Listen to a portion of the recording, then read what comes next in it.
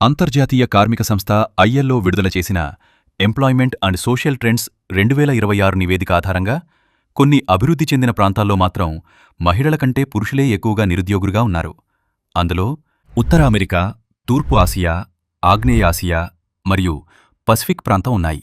ముఖ్యంగా తూర్పు ఆసియాలో పురుషుల నిరుద్యోగం మహిళల కంటే 1% ఎక్కువగా ఉంది. దీనికి ప్రధాన కారణం విద్యాస్థాయిలు పెరగడం. అనేక అభివృద్ధి చెందిన దేశాల్లో మహిళలు విద్యలో పురుషుల కంటే మెరుగైన ఫలితాలు సాధిస్తున్నారు. దీంతో వారికి ఉద్యోగావకాశాలు కూడా పెరుగుతున్నాయి. మరోవైపు ఆరోగ్య సేవలు, విద్య, సర్వీస్ రంగం వంటి వేగంగా అభివృద్ధి చెందుతున్న రంగాల్లో మహిళలకు అధిక అవకాశాలు లభిస్తున్నాయి.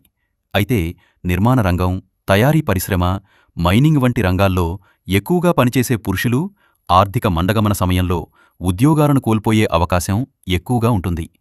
ఆర్థికంగా అభివృద్ధి చెందిన దేశాల్లో సమస్యలు పూర్తిగా తొలగిపోయాయని అనుకోవడం కూడా సరైంది కాదు. ఉత్తర, దక్షిణ, పశ్చిమ ఐరోపాలో మహిళల నిరుద్యోగ రేటు పురుషుల కంటే 0.4% ఎక్కువగానే ఉంది.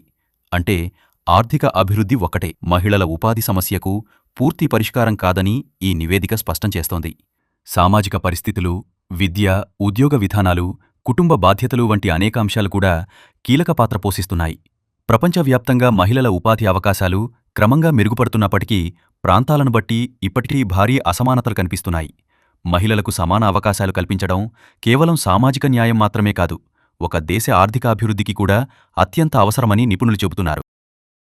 ఇలాంటి మరిన్ని ఆసక్తికరమైన డేటా, విజ్ఞానభరితమైన ఫ్యాక్ట్స్ కోసం మా ఛానల్ను సబ్స్క్రైబ్ చేయండి.